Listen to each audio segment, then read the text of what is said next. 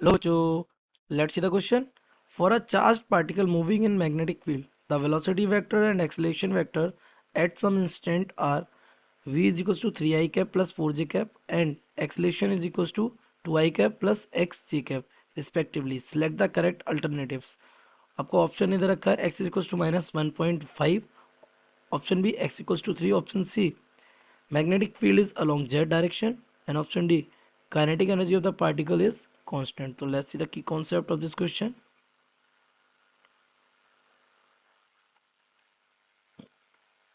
When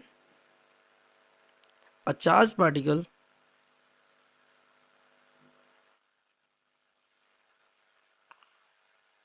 particle moves in a magnetic field, the force or the magnetic force or the Lorentz force एक ही बात है. The magnetic force और force मतलब क्या? Acceleration always acts perpendicular to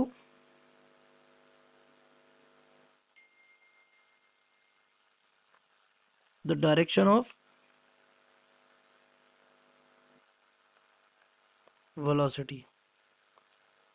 तो this is the key concept कि अगर एक चार्ज पार्टिकल मूव कर रहा है तो आपका v vector is always perpendicular होगा किस पर? एक्सलेशन वेक्टर पर, या फिर हम कह सकते हैं फोर्स के वेक्टर पे. बात बराबर ही, क्योंकि एफ वेक्टर इक्वल्स टू होता है मास ए वेक्टर. दोनों किस डायरेक्शन में होते हैं? सेम डायरेक्शन में. तो एक एक करके स्टेटमेंट देख लेते हैं. तो we know that since F vector, sorry acceleration ले लेते हैं, acceleration vector is perpendicular to v vector, so we can say there dot product. तो ये हमारा हो जाएगा v vector dot p d cos 90 degree. तो ये हो जाएगा जीरो. तो वी वेक्टर हमारा हमें गिवन है कितना? V vector is what? 3 I cap plus 4 j cap. This is 3 I cap plus 4 j cap dot, और आपका ए वेक्टर आपको गिवन कितना है? 2 I cap plus x j cap. तो this becomes 2 I cap plus x j cap is equal to कितना हो जाएगा? Zero. तो अगर उनका मल्टीप्लाई करेंगे तो आई का आई के साथ थ्री थ्री टू ज़ा 6 हो जाएगा, और प्लस, ये प्लस है या माइनस है? It is plus. ओके, तो ये हमारा हो जाएगा प्लस का 4x इक्वल्स टू कितना हो जाएगा? जीरो. तो 4x इक्वल्स टू हो जाएगा माइनस का 6. तो यहाँ से x इक्वल आ जाएगा माइनस का 6/4, दैट बिकम्स माइनस का 1.5. तो आपका x इक्वल्स टू माइनस का 1.5, ये स्टेटमेंट तो आपका करेक्ट है, ए वाला. अब अगर ए वाला करेक्ट हो तो बी वाला ऑटोमेटिकली इनकरेक्ट हो जाएगा, क्योंकि x की दो वैल्यूज थोड़ी ना होंगी. Now come to the third. Magnetic field is along z direction. So we know that, हम क्या जानते हैं? That magnetic field is perpendicular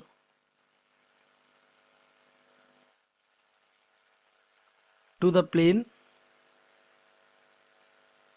having velocity vector. यानी वेलोसिटी वेक्टर जिस प्लेन में होगा मैग्नेटिक फील्ड उसके कैसा होता है?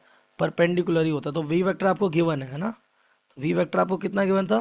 3 I cap plus 4 j cap में भी. Yes, 3 I cap plus 4 j cap.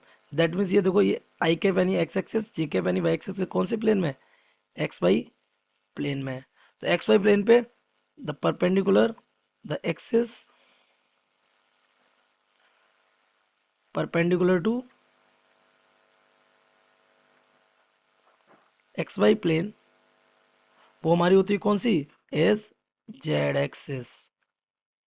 उधर ही कौन होगा? Magnetic field. तो yes, magnetic v vector is along z axis simply, है ना? तो आपका ये वाला स्टेटमेंट भी क्या हो गया? Correct. Now come to the d. Kinetic energy of the particle is constant. तो you know, since velocity is always perpendicular to the acceleration or force, so work done by 8 will be 0. और अगर work done नहीं हुआ तो kinetic energy कैसी होगी? So kinetic energy will be